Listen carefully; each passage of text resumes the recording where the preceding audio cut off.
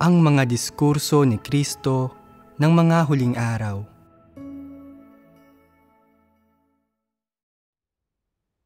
Ang pinakasaligang pagsasagawa ng pagiging isang taong tapat. Ang hinihingi ng Diyos sa mga tao na maging matapat ang nagpapatunay na tunay niyang kinamumuhian at hindi gusto ang mga taong mapanlinlang.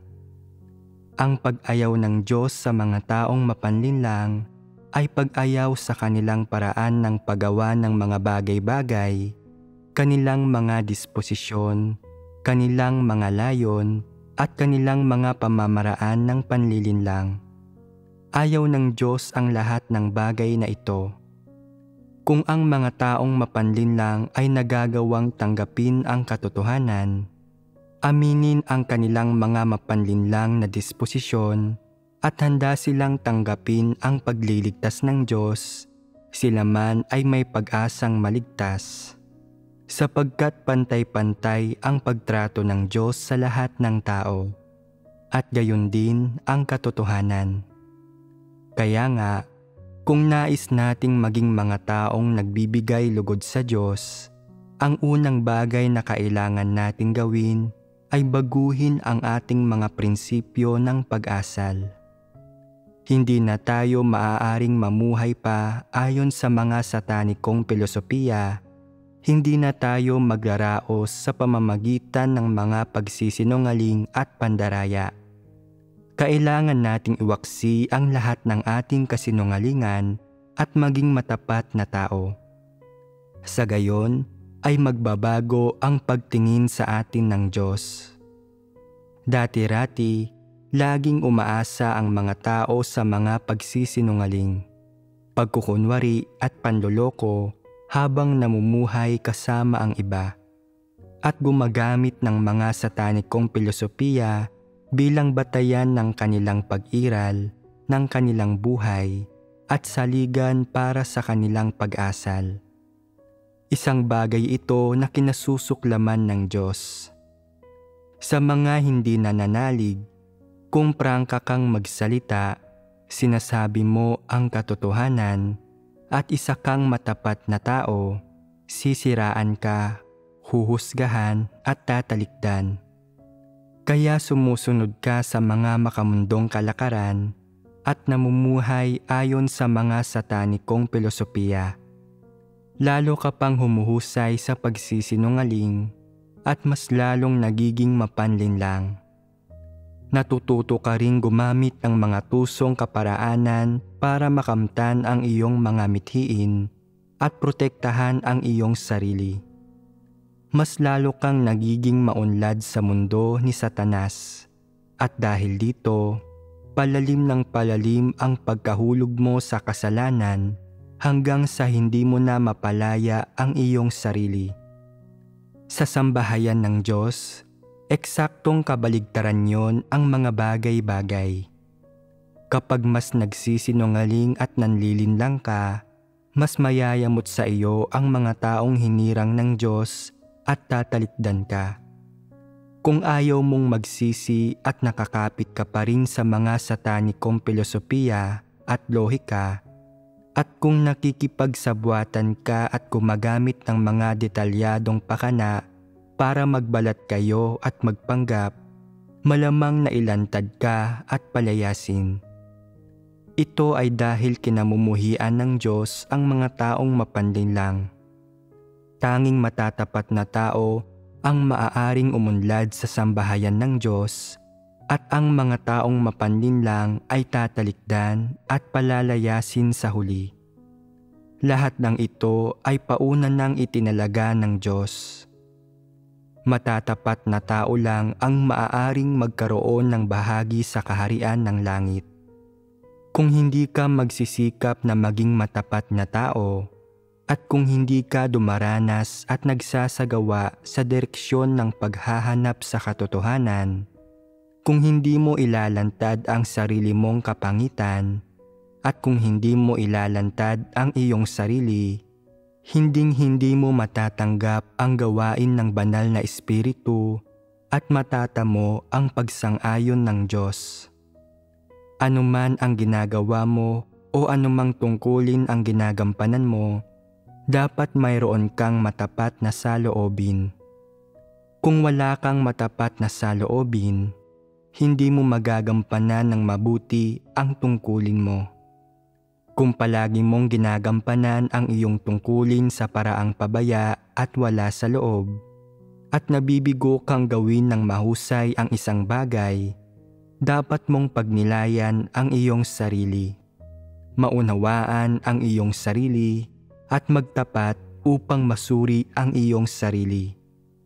Pagkatapos ay dapat mong hanapin ang mga katotohanang prinsipyo at sikaping mas paghusayan sa susunod, sa halip na maging pabaya at wala sa loob. Kung hindi mo sisikaping mapalugod ang Diyos ng may pusong matapat at lagi mong inaasam na mapalugod ang sarili mong laman o ang sarili mong pride, makagagawa ka ba ng mahusay? Magagampanan mo ba ng maayos ang iyong tungkulin? Siguradong hindi. Ang mga mapanlinlang ay palaging walang gana kapag ginagampanan ang kanilang tungkulin. Anumang tungkuling kinabibilangan nila, hindi nila ito ginagawa ng mabuti at nahihirapan ang ganitong mga tao na magtamo ng kaligtasan. Sabihin ninyo sa akin, kapag isinasagawa ng mga mapanlinlang na tao ang katotohanan, gumagawa ba sila ng panlilinlang? Kailangan sa pagsasagawa ng katotohanan na sila ay magbayad ng halaga na isuko nila ang sarili nilang mga interes, na magtapat sila at ilantad nila ang kanilang mga sarili sa iba. Ngunit may itinatago sila. Kapag nagsasalita sila, kalahati lang ang ibinibigay nila at itinatago ang natitira. Laging kailangang hulaan ng iba kung ano ang ibig nilang sabihin at laging kailangang pagtagni-tagniin ang mga bagay-bagay para hulaan kung ano ang ibig nilang sabihin. Palagi nilang binibigyan ang kanilang mga sarili ng pagkakataong magmaniobra, binibigyan nila ang kanilang mga sarili ng kaunting palugit. Kapag napapansin ng iba na mapanlinlang sila, ayaw na ng mga itong magkaroon ng kaugnayan sa kanila at nag-iingat na ang mga ito sa kanila sa lahat ng ginagawa nila. Nagsisinungaling at nandaraya sila at hindi sila mapagkatiwalaan ng iba. Hindi malaman kung ano ang totoo at ano ang hindi totoo sa mga bagay na sinasabi nila o kung gaano kakontaminado ang mga bagay na iyon. Madalas silang hindi tumutupad sa kanilang pangako sa iba at wala silang halaga sa puso ng mga tao. Kung ganoon, ay paano naman sa puso ng Diyos?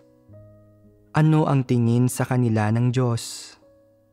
Lalo pa silang kinasusuklaman ng Diyos dahil sinisiyasat ng Diyos ang kaibuturan ng mga puso at isip ng mga tao. Nakikita lang ng mga tao ang nasa panlabas, ngunit mas tumpak, mas malinaw, at mas makatotohanang nakakikita ang Diyos. Kahit pa gaano katagal ka nang mananampalataya, ano ang tungkulin mo o ano ang gawaing ginagampanan mo, mataas man o mababa ang kakayahan mo, o mabuti man o masama ang pagkatao mo, basta't kaya mong tanggapin ang katotohanan at maghangad na maging matapat na tao, tiyak na aanihin mo ang mga gantimpala. Iniisip ng ilang taong hindi naghahangad na maging matapat na tao na sapat na ang paggawa ng mabuti sa kanilang tungkulin. Sa kanila, sasabihin ko, kailanman ay hindi mo magagawa ng mabuti ang iyong tungkulin. Iniisip ng iba na maliit na bagay lang ang pagiging matapat na tao, na ang paghahangad na paglingkuran ang kalooban ng Diyos ang mas malaking gawain. at na ito ang tanging paraan upang mabigyang lugod ang Diyos. Kung ganoon, ay sige, subukan mo. Tingnan mo kung mapaglilingkuran mo ang kalooban ng Diyos nang hindi nagiging matapat na tao. Hindi hinahangad ng iba na maging matatapat na tao, bagkus ay kontento ng magdasal araw-araw, pumunta sa mga pagtitipon ng nasa oras, kumain at uminom ng mga salita ng Diyos, at hindi lang mamuhay tulad ng mga hindi mananampalataya. Basta't hindi sila lumalabag sa batas o gumagawa ng anumang masama, sapat na iyon. Ngunit mabibigyang lugod ba ang Diyos ng ganito? Paano mo mabibigyang lugod ang Diyos kung hindi ka matapat na tao? Kung hindi ka matapat na tao, hindi ikaw ang tamang uri ng tao. Kung hindi ka matapat, ikaw ay buktot at tuso. Ginagawa mo ang mga bagay-bagay ng pabaya at pabasta-basta. Nagpapakita ka ng lahat ng uri ng katiwalian at hindi mo na isasagawa ang katotohanan kahit pa naisin mo. Ang anumang bagay na malayo sa pagiging matapat na tao ay nangangahulugang walang nagagawa ng maayos. Magiging imposible para sa iyo na magtamo ng pagpapasakop sa Diyos o magbigay lugod sa Kanya.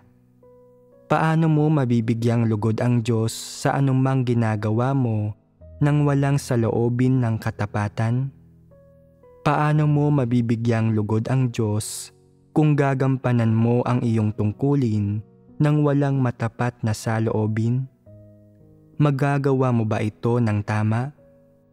Palagi mong iniisip ang sarili mong laman at sarili mong mga plano.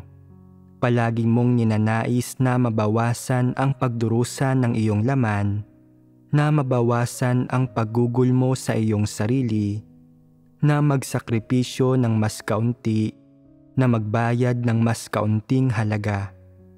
Palagi kang may itinatago.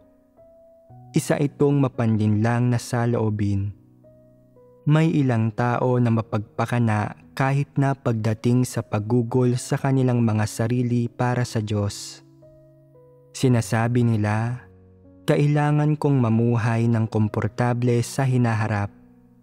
Paano kung hindi na kailanman matapos ang gawain ng Diyos? Hindi ko maaaring ibigay ang 100% ng aking sarili sa Kanya. Ni hindi ko alam kung kailan darating ang araw ng Diyos. Kailangan kong maging mapagpakana upang makagawa ng mga pagsasaayos para sa aking buhay pamilya at sa aking hinaharap bago ko igugol ang aking sarili para sa Diyos. Marami bang tao ang ganito mag-isip?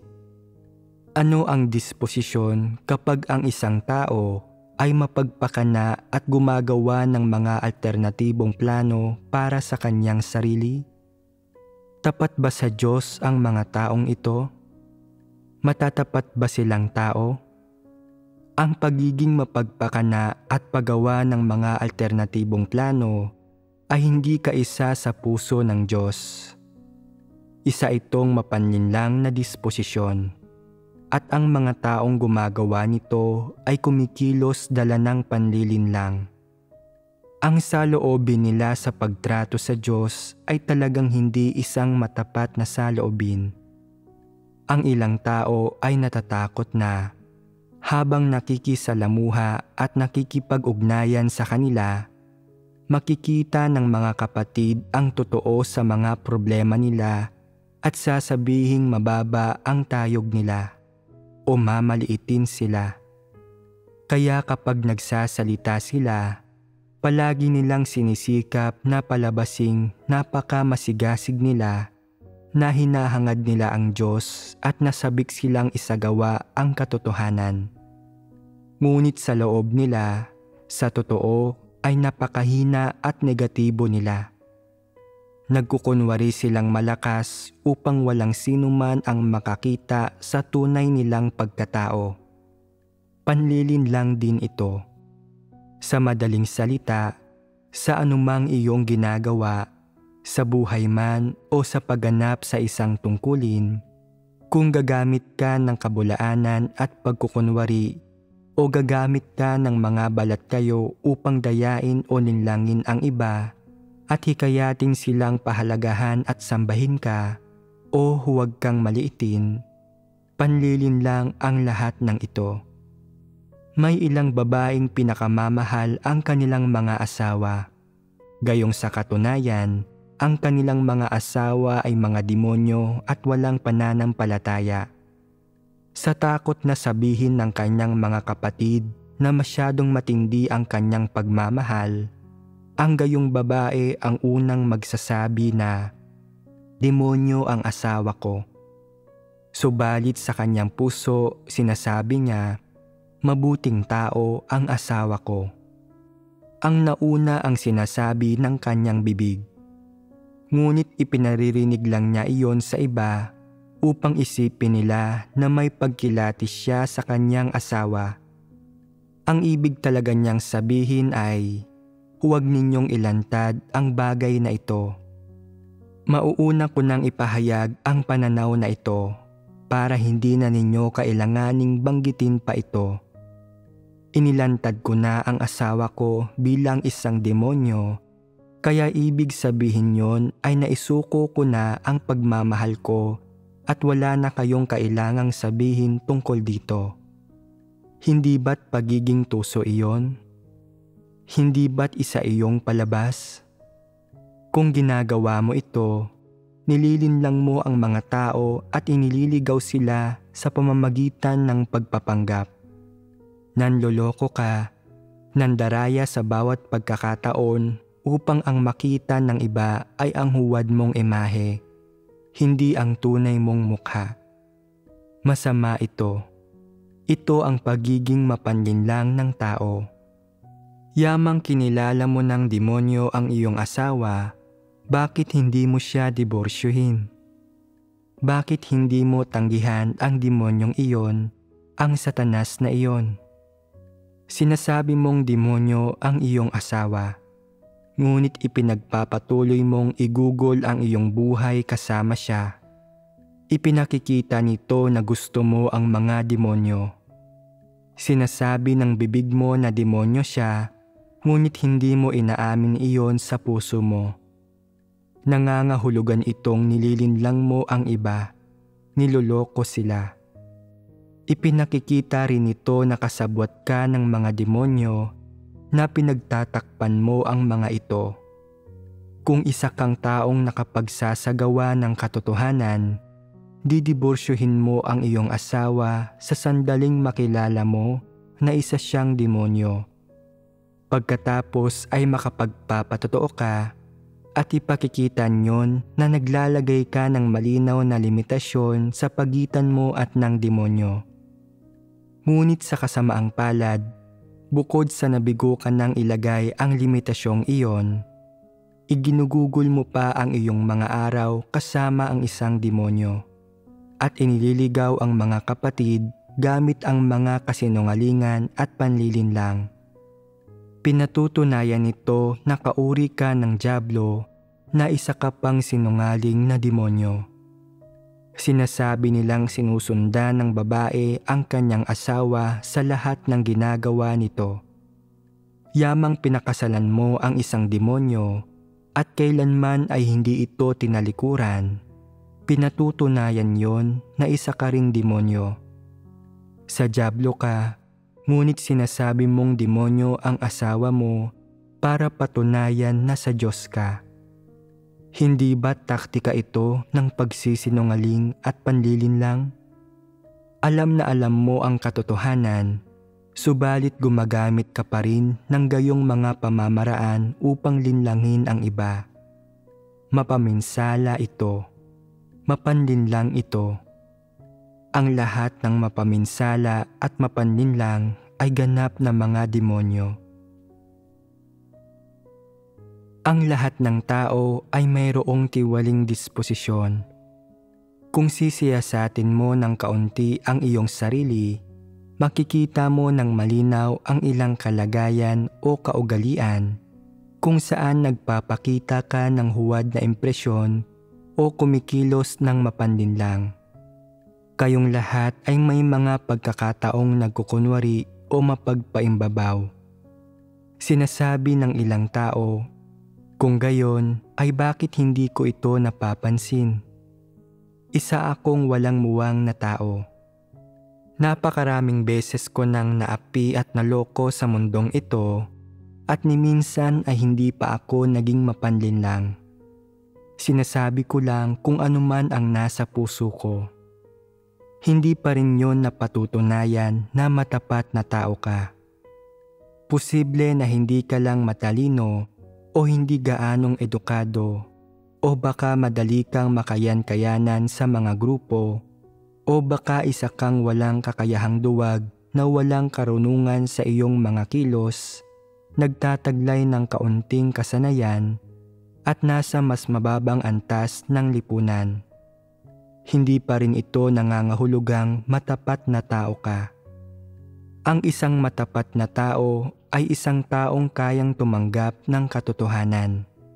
Hindi isang kaawa-awang walang hiya, isang walang kwenta, isang hangal o isang walang muwang na tao. Dapat ay makilatis na ninyo ang mga bagay na ito, hindi ba? Madalas kong marinig na sabihin ng ilang tao, hindi ako nagsisinungaling kahit kailan. Ako ang palaging pinagsisinungalingan. Palagi akong kinakayan-kayanan ng mga tao sa mundo. Sabi ng Diyos ay itinataas niya ang mga nangangailangan mula sa dumi at isa ako sa mga taong iyon. Biyaya ito ng Diyos. Kinaaawaan ng Diyos ang mga taong tulad namin. Mga walang muwang na taong hindi tanggap sa lipunan. Ito talaga ang habag ng Diyos. Mayroon ngang praktikal na aspeto ang pagsasabi ng Diyos na itinataas niya ang mga nangangailangan mula sa dumi. Kahit na nakikilala mo iyon, hindi nito napatutunayan na matapat na tao ka. Sa katunayan, sadyang tonto, hangal lang ang ilang tao. Mga mangmang sila na wala talagang mga kasanayan, mababa ang kakayahan, at walang pagkaunawa sa katotohanan. Ang gayong uri ng tao ay talagang walang kaugnayan sa matatapat na taong sinasabi ng Diyos. Totoo ngang itinataas ng Diyos ang mga nangangailangan mula sa dumi, ngunit hindi ang mga hangal at mangmang ang itinataas. Likas na napakababa ng kakayahan mo at isa kang hangal, isang walang kwenta, at kahit na ipinanganak ka sa isang mahirap na pamilya at kabilang sa mas mababang antas ng lipunan, hindi ka pa rin target para sa pagliligtas ng Diyos. Dahil lang nagdusa ka ng husto at nagtiis sa diskriminasyon sa lipunan, dahil lang nakayan-kayanan at nadaya ka ng lahat, huwag mong isipin na matapat na tao ka na dahil doon. Kung iniisip mo iyon, maling-mali ka. Kayo ba ay mayroong anumang maling pagkaunawa o maling ideya sa kung ano ang isang matapat na tao? Nagtamo na ba kayo ng kaunting kaliwanagan sa pagbabahaging ito? Ang pagiging matapat na tao ay hindi tulad ng iniisip ng mga tao. Hindi ito pagiging isang taong diretsahan magsalita na umiiwas sa panlilito. Maaaring maging likas na tuwiran ang isang tao, ngunit hindi iyon nangangahulugang hindi na siya nandaraya o nanlilinlang. Ang lahat ng tiwaling tao ay mayroong mga tiwaling disposisyon na tuso at mapanlinlang. Kapag nabubuhay ang mga tao sa mundong ito, sa ilalim ng impluwensya ni Satanas, pinamamahalaan at kinokontrol ng puwersa nito, imposible para sa kanilang maging matapat. Maaari lang silang lalo pang maging mapanlinlang. Sa pamumuhay sa gitna ng isang tiwaling sangkatauhan, ang pagiging matapat na tao ay talagang nangangailangan ng maraming paghihirap.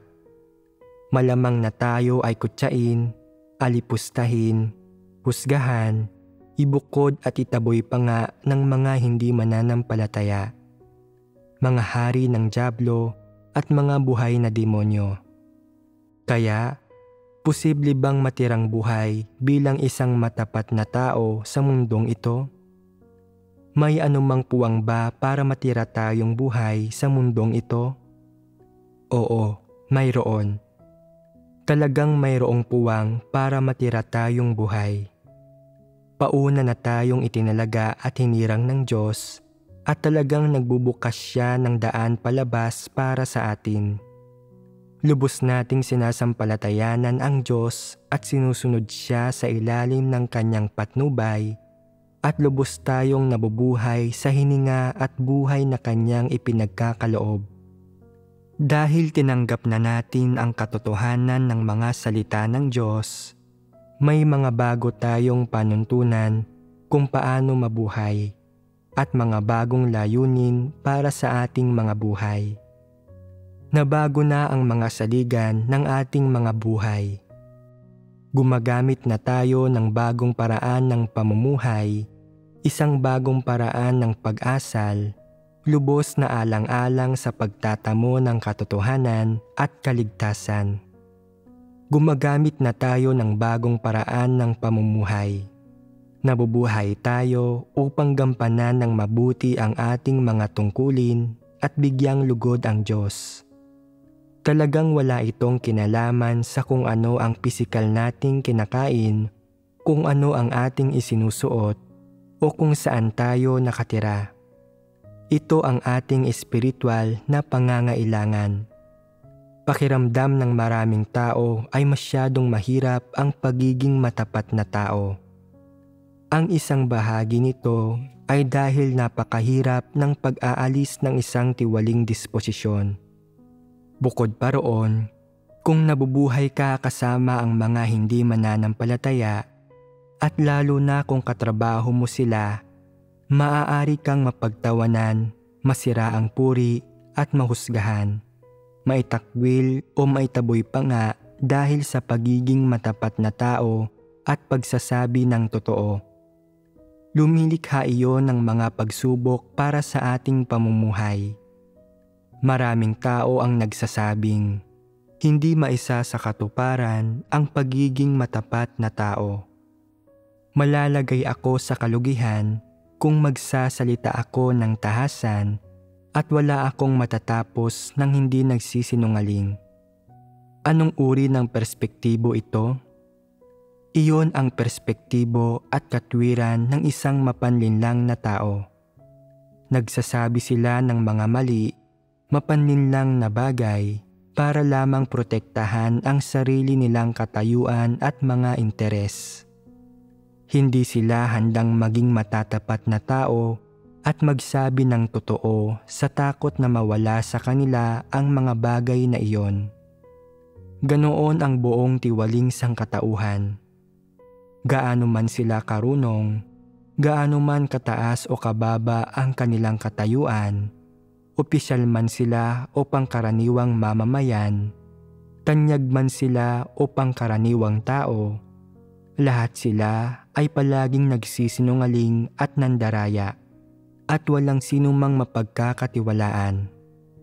Kung hindi malulutas ang mga tiwaling disposisyong ito, ipagpapatuloy nila ang pagsisinungaling at pandaraya sa lahat ng oras at mapupuno ng mapanlinlang na disposisyon.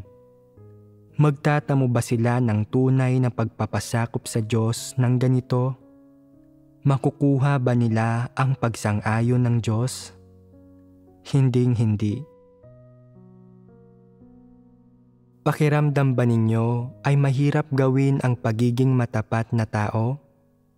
Kahit kailan ba ay nasubukan na ninyo itong isagawa? Sa anong mga aspeto na ba ninyo na isagawa at naranasan ang pagiging matapat na tao? Sa ano-anong mga prinsipyo nakabatay ang inyong mga pagsasagawa? Ano ang antas ng karanasan ninyo dito sa ngayon? Umabot na ba kayo sa puntong talagang matatapat na tao kayo? Kung naisakatuparan na ninyo ito, maganda iyon. Dapat nating makita mula sa mga salita ng Diyos na upang mailigtas at mabago tayo, hindi lamang siya gumagawa ng ilang gawaing paghahanda o gawain upang ipakita kung ano ang maaaring mangyari sa hinaharap. Pagkatapos ay tapos na siya. Hindi rin niya binabago ang panlabas na ugali ng mga tao. Sa halip, gusto niyang baguhin ang bawat isang tao simula sa pinakakaibuturan ng kanilang mga puso, mula sa kanilang mga disposisyon at mula sa kanilang mga mismong diwa, at baguhin ang mga iyon sa pinagmumulan. Yamang ganito ang paraan ng paggawa ng Diyos, paano na tayo dapat kumilos sa ating mga sarili? Dapat tayong managot para sa ating mga hinahanap, para sa pagbabago ng ating disposisyon, at para sa mga tungkulin na dapat nating gawin. Dapat tayong maging seryoso sa lahat ng bagay na ating ginagawa nang hindi pinalalampas ang mga bagay-bagay at magawa nating iharap ang lahat ng bagay para sa pagsusuri. Sa tuwing natatapos mong gawin ang isang bagay, kahit pa sa palagay mo ay nagawa iyon ng tama, maaaring hindi naman talaga ito naaayon sa katotohanan. Kailangan din itong masuri at kailangang maihambing, makumpirma at makilatis alinsunod sa mga salita ng Diyos. Sa ganitong paraan, magiging malinaw kung tama man ito o mali. Bukod dito, kailangan ding masuri ang mga bagay na sa palagay mo ay nagawa mo ng mali. Hinihingi nito sa mga kapatid na gumugol ng mas maraming panahong magkakasama sa pagbabahaginan, paghahanap at pagtutulungan. Habang mas nagbabahaginan kayo, lalong gagaan ang inyong puso at lalo ninyong mauunawaan ang mga katotohanang prinsipyo. Ito ang pagpapala ng Diyos. Kung wala sa inyong magbubukas ng inyong puso at pagtatakpan ninyong lahat ang inyong mga sarili sa pag-asang mag-iwan ng magandang impresyon sa mga isip ng iba at kagustuhang tumaas ang tingin nila sa inyo at hindi kayo kutsain, hindi kayo makararanas ng tunay na pag-unlad. Kung palagi kang magpapanggap at hindi kailanman magtatapat sa pagbabahaginan, hindi mo matatanggap ang kaliwanagan ng banal na espiritu at hindi mo mauunawaan ang katotohanan. Kung ganoon, ay ano ang magiging resulta? Habang buhay kang mabubuhay sa kadiliman at hindi ka maliligtas. Kung gusto mong matamo ang katotohanan at mabago ang iyong disposisyon, kailangan mong magbayad ng halaga upang matamo ang katotohanan at maisagawa ang katotohanan. At kailangan mong buksan ang iyong puso at makipagbahaginan sa iba. Kapaki-pakinabang ito kapwa sa iyong pagpasok sa buhay at sa pagbabago ng iyong disposisyon. Ang pagtatalakay sa iyong karanasan at pagkaunawa sa mga pagtitipon ay kapaki-pakinabang sa iyo at sa iba.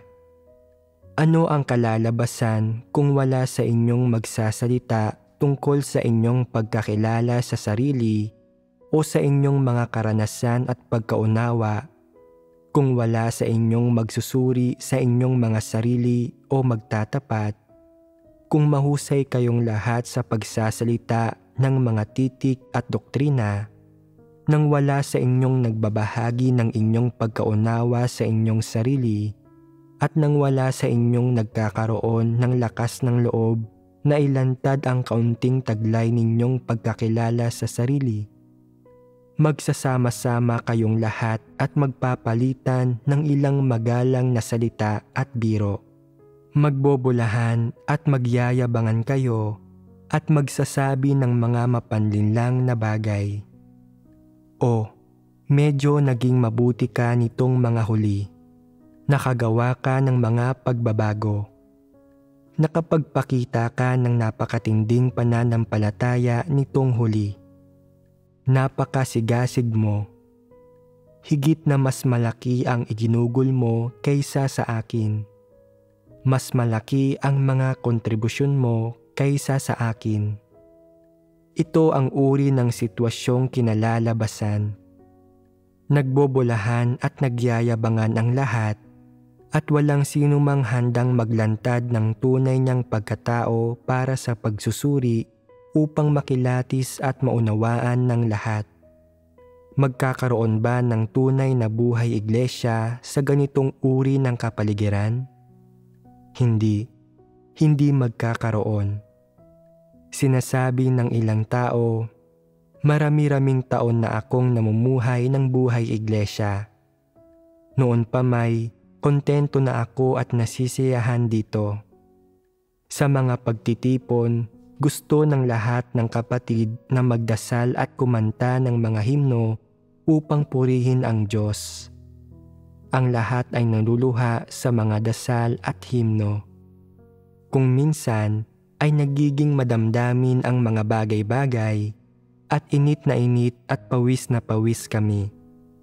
Kumakanta at sumasayaw ang mga kapatid, isa itong napakayaman, makulay na buhay iglesia at labis na kasiyasiya ito. Talagang kumakatawan ito sa gawain ng banal na espiritu. Pagkatapos nyon, kumakain at umiinom kami ng mga salita ng Diyos at nadarama naming tuwirang nangungusap ang mga salita ng Diyos sa aming mga puso. Talagang masigasig ang lahat sa tuwing nagbabahaginan kami. Ang ilang taon ng ganitong uri ng buhay iglesia ay talagang kasiyasiya para sa lahat.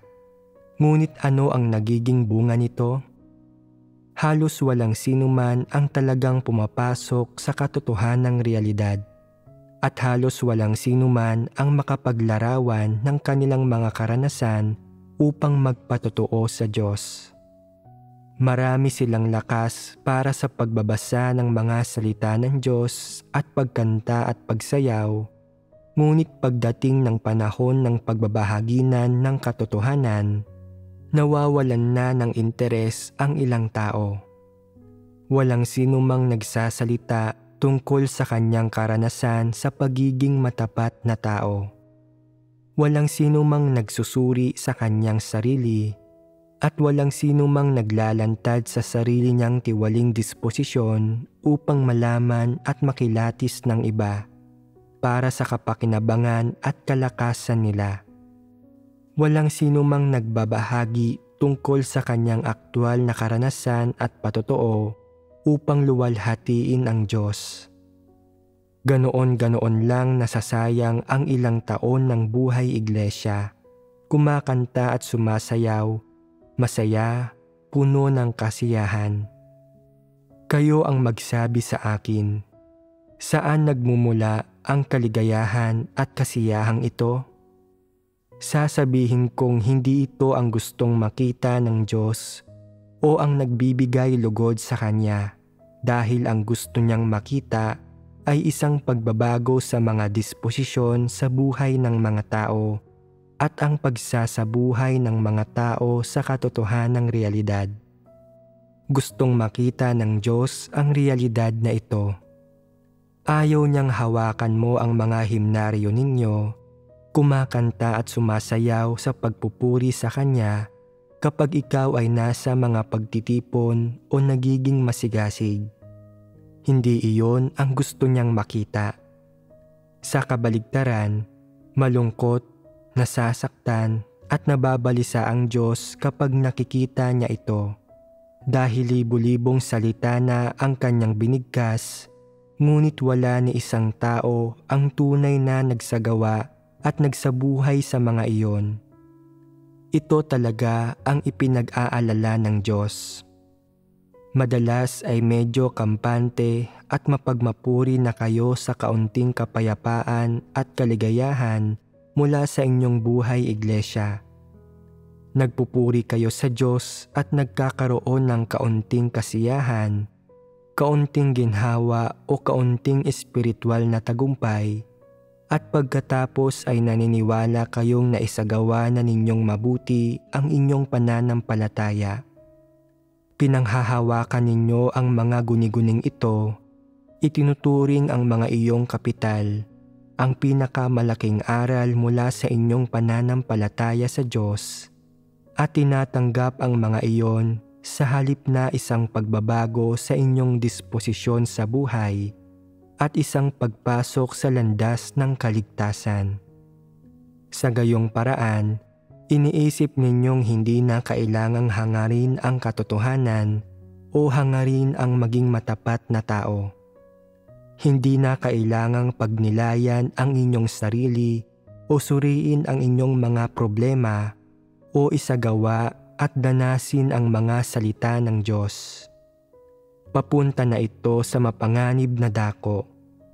Kung magpapatuloy ang mga tao ng ganito, kung kapag nagwakas na ang gawain ng Diyos, ay hindi pa rin sila nagiging matatapat na tao o hindi pa rin nila nagagawa ng maayos ang kanilang tungkulin, kung hindi sila nagtamo ng tunay na pagpapasakop sa Diyos at maaari pa ring mailigaw at makontrol ng mga antikristo, kung hindi nila natakasan ang impluwensya ni Satanas, kung hindi nila natupad ang mga hinihinging ito na ibinigay sa kanila ng Diyos, hindi sila mga taong ililigtas ng Diyos.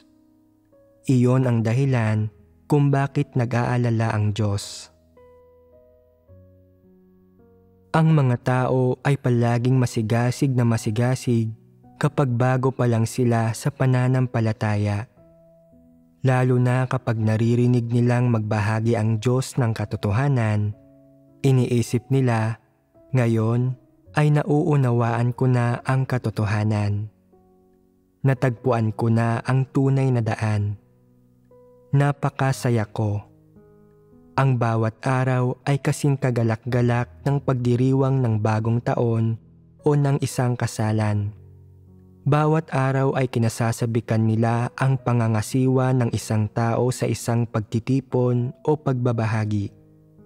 Ngunit pagkalipas ng ilang taon, nawawalan na ang ilang tao ng sigasig sa buhay iglesia at nawawalan na rin ng sigasig sa pananampalataya sa Diyos.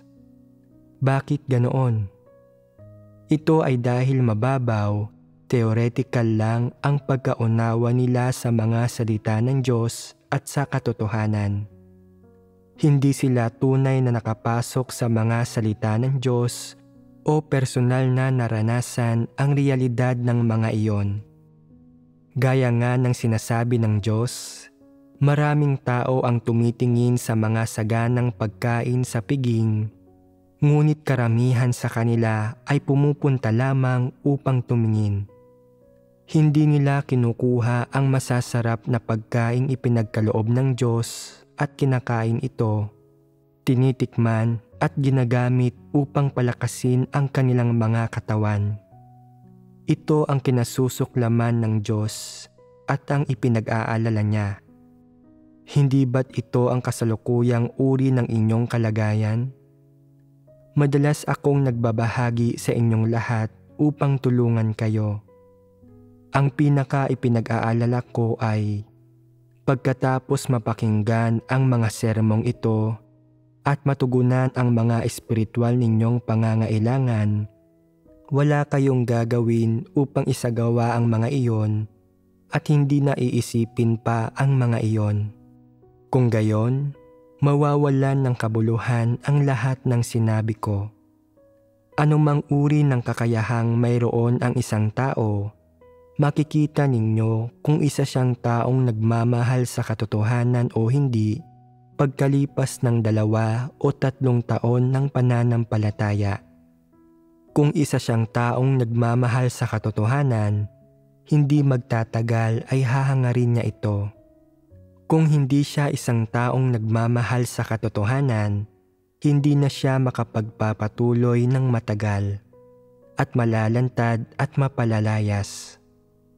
Kayo ba talaga ay mga nagmamahal sa katotohanan?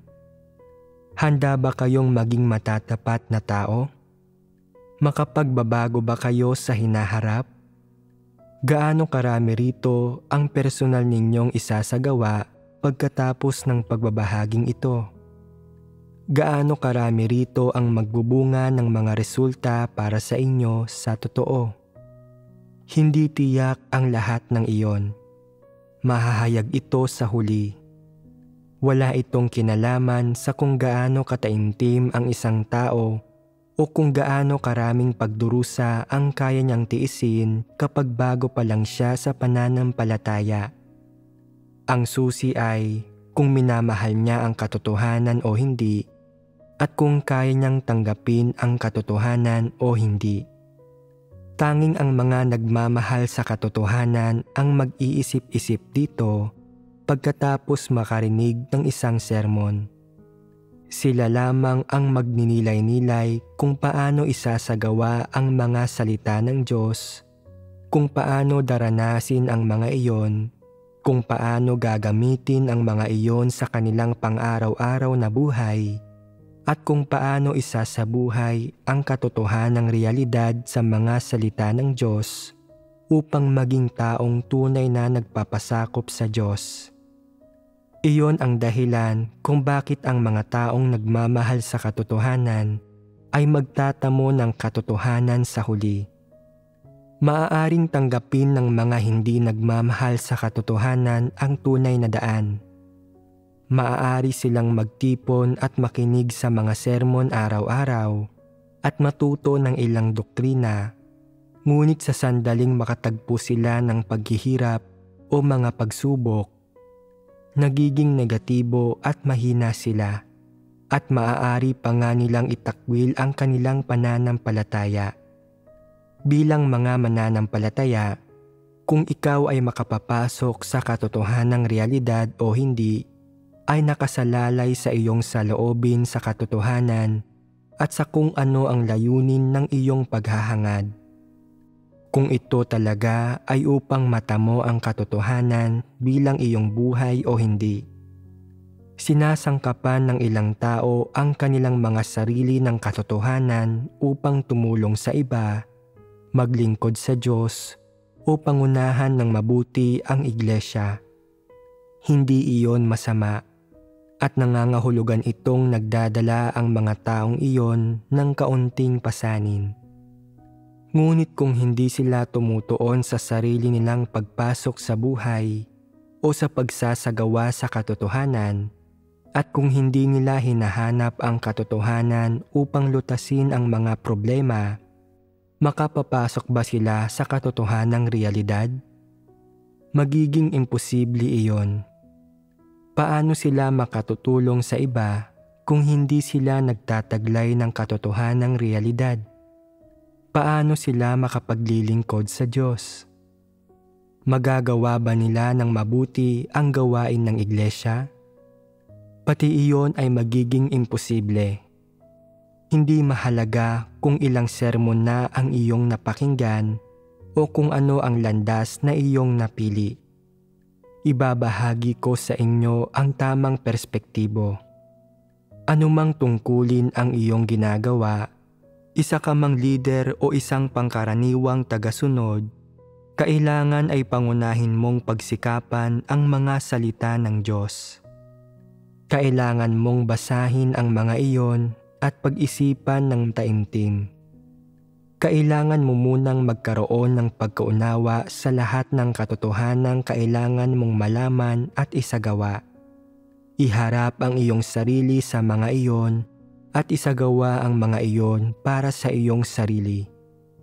Hindi ka pa nakapagtatamo ng katotohanan hanggat hindi mo pa muna ito nauunawaan at hindi ka pa nakapapasok sa realidad.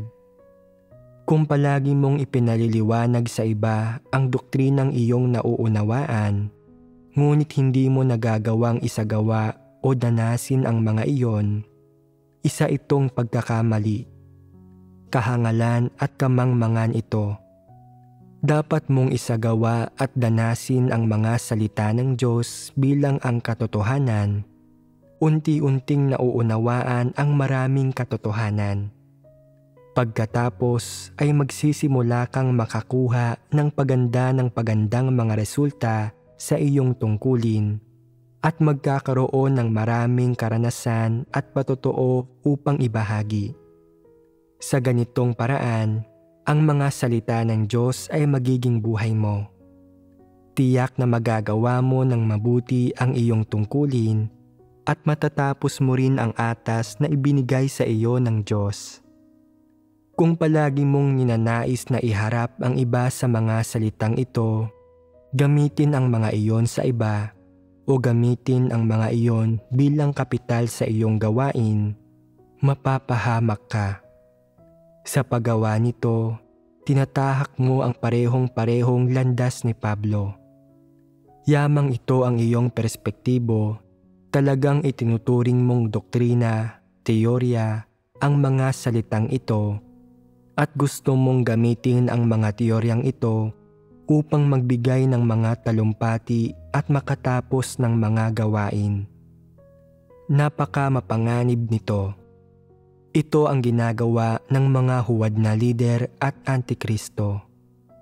Kung tinitingnan mo ang sarili mong kalagayan alinsunod sa mga salita ng Diyos, pinagninilayan at nagtatamo muna ng pagkaunawa sa iyong sarili, at pagkatapos ay isinasagawa ang katotohanan, aanihin mo ang mga gantimpala at papasok ka sa katotohanang realidad.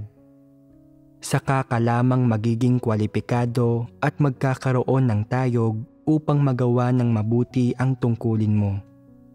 Kung wala kang praktikal na karanasan sa gawain ng Diyos at sa kanyang mga salita, kung hindi ka talaga nakapasok sa buhay at kaya mo lang bumigkas ng mga titik at doktrina, kahit pa gawin mo ang gawain, gagawin mo iyon ng pabasta-basta, walang konkretong naisa sa katuparan.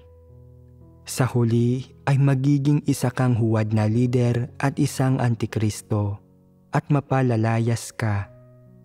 Kung nauunawaan mo ang isang aspeto ng katotohanan, dapat mo munang iharap ang iyong sarili rito upang maihambing at isakatuparan ito sa iyong buhay, upang maging realidad mo ito. Pagkatapos ay tiyak na mayroon kang matatamo at ikaw ay mababago. Kung pakiramdam mo ay mabuti ang mga salita ng Diyos, na ang mga iyon ang katotohanan at mayroong realidad, ngunit hindi mo pinag-iisipan o sinusubukang maunawaan ang katotohanan sa iyong puso, ni isinasagawa at dinaranas ito sa iyong praktikal na buhay. Sa halip ay isinusulat lang ito sa isang kwaderno at tumitigil na roon, kailanman ay hindi mo mauunawaan o matatamo ang katotohanan.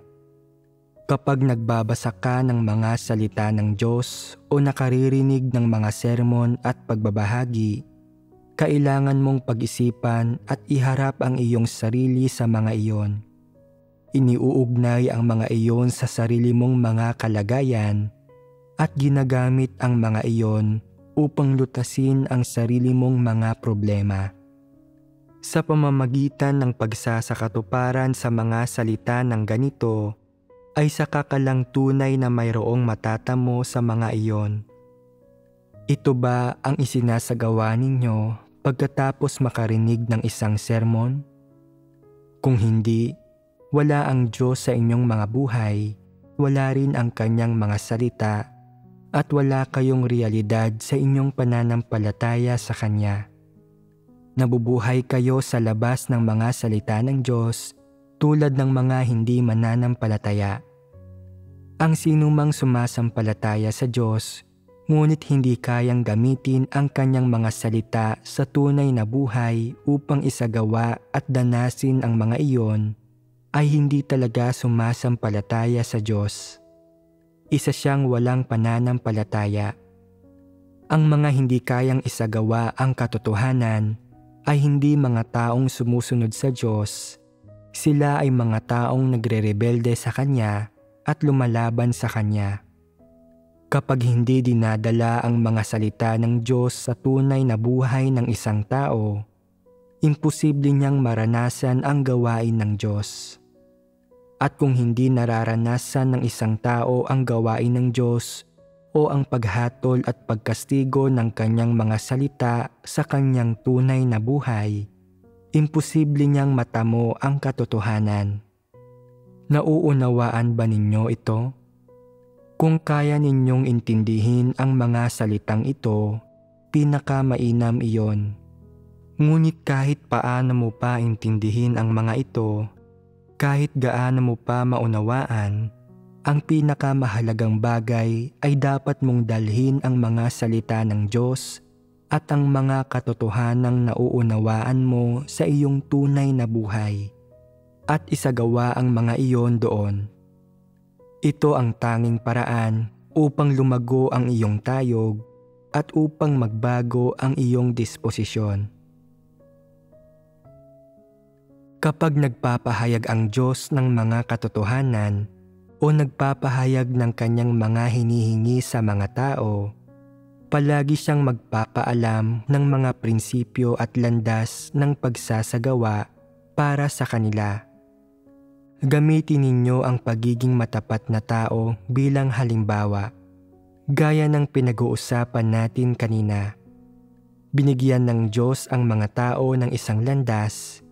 Sinasabi sa kanila kung paano maging matatapat na tao at kung paano isagawa ang mga prinsipyo ng pagiging matatapat na tao upang makapunta sila sa tamang landas. Sabi ng Diyos, kung lubos kang tutol na ilantad ang mga lihim mo, ang mga paghihirap mo, sa harap ng iba upang hanapin ang daan ng liwanag, sinasabi kong isa kang taong hindi madaling matatamo ang kaligtasan at hindi madaling makakaalis sa kadiliman.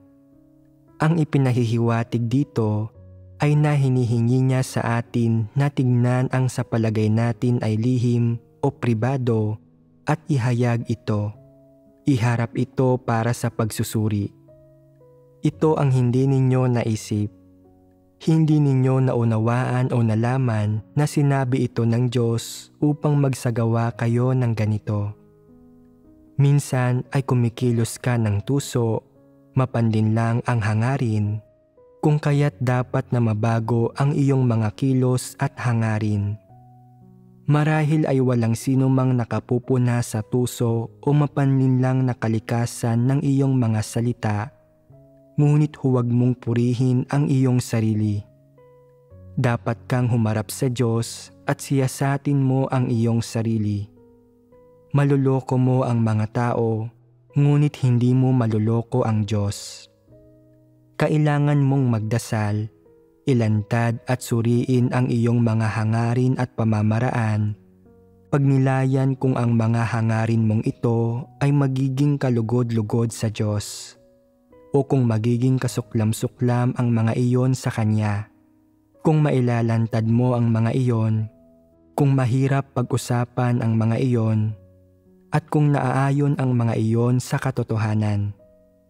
Sa ganitong uri ng pagsisiyasat at pagsusuri, ay matutuklasan mong, sa katunayan, ang bagay na ito ay hindi naaayon sa katotohanan. Ang ganitong uri ng pag-uugali ay mahirap ilantad at kinasusuklaman ito ng Diyos. Pagkatapos, babaguhin mo ang pag-uugaling ito. Ano ang nararamdaman ninyo sa pagbabahagi kong ito? Malamang na nag-aalala ang ilan sa inyo. Iniisip ninyo, talagang komplikado ang pagsampalataya sa Diyos. Mahirap na ngang makaabot ng ganito kalayo. Ngayon ay kailangan ko pang magsimulang muli. Ang realidad ay, ngayon ay naparito na ang Diyos at nagsimula na siyang akayin ang sangkatauhan na pumasok sa katotohanang realidad. Ito ang simula bilang isang mananampalataya at bilang isang tao. Upang makapagsimula ka ng maganda, kailangan mong maglatag ng isang matatag na pundasyon sa iyong pananampalataya. Inaalam muna ang mga katotohanan ng mga pangitain at ang kabuluhan ng pagsunod sa Diyos, at pagkatapos ay pagtuunan ang pagsasagawa sa katotohanan at paggawa ng mabuti sa iyong tungkulin. Sa ganitong paraan, makapapasok ka sa katotohanang realidad. Kung pagtutuunan mo lang ang pagbigkas ng mga titik at doktrina at paglalatag ng isang pundasyon batay sa mga bagay na iyon, nagiging problema iyon. Para iyong paglalatag ng pundasyon ng isang bahay sa buhanginan. Kahit gaano pa kataas ang pagkakagawa mo roon, palagi iyong manganganib na gumuho at hindi ito magtatagal. Gayunpaman, mayroong isang kapuri-puring bagay sa inyong lahat sa puntong ito. Iyon ay kaya ninyong unawain ang ibinabahagi ko sa inyo at handa kayong pakinggan ito. Mabuti ito. Ang paghahangad sa katotohanan at pagpasok sa realidad nito ang pinakamahalagang bagay at pangalawa na lang ang iba. Basta't alam mo ito, hindi magiging mahirap na pumunta sa tamang landas sa iyong pananampalataya. Sa pagtahak sa landas ng paghahangad sa katotohanan, kailangan mo munang kilalanin ang iyong sarili. Kailangang maging malinaw sa iyo kung ano ang mga tiwaling disposisyon ang iyong taglay at kung ano ang iyong mga pagkukulang. Pagkatapos ay mauunawaan mo ang kahalagahan ng pagsasangkap sa iyong sarili ng katotohanan at mabilis mong mahahanap ang katotohanan upang malutas ang mga problema. Hindi naghihintay ang oras para sa sinuman. Sa sandaling matugunan mo na ang iyong mga problema sa pagpasok sa buhay at taglay mo na ang katotohanang realidad, magkakaroon ka ng mas matinding kapayapaan ng loob. Gaano man kalaki ang mga sakuna, hindi ka matatakot. Kung sasayangin mo ang huling ilang taong ito nang hindi hinahangad ang katotohanan, at kapag mayroong mga nangyayari ay madalas ka pa ring natutuliro at nananatili kang nasa pasibong kalagayan ng paghihintay, hindi mo rin kayang gamitin ang katotohanan upang lutasin ang iyong mga problema, bagkus ay nabubuhay ka pa rin sa mga makamundong filosofiya at tiwaling disposisyon, magiging labis itong kalunos-lunos. Kung pagdating ng araw kung saan malalaki na ang mga sakuna, wala kang taglay ni katiting na katotohanang realidad, pagsisisihan mong hindi mo hinangad ang katotohanan o ginawa ng mabuti ang iyong tungkulin, hindi ka talaga nagtamo ng katotohanan. Mabubuhay ka sa palagiang kalagayan ng pagkabalisa. Ngayon, ang gawain ng banal na espiritu ay hindi na naghihintay sa sinumang tao. Sa unang ilang taon ng kanilang pananampalataya, binibigyan niya ang mga tao ng kaunting biyaya, kaunting awa, binibigyan niya sila ng tulong at panustos. Kung ang mga tao ay hindi kailanman nagbabago at hindi kailanman pumapasok sa realidad, bagkus ay kontento na sa mga doktrinang nalalaman nila, nanganganib sila. Napalagpas na nila ang gawain ng banal na espiritu at napalagpas na ang huling pagkakataon sa pagliligtas ng Diyos at paggawang perpekto sa sangkatauhan. Maaari na lang silang masadlak sa mga sakuna, tumatangis at nagngangalit ang mga ngipin.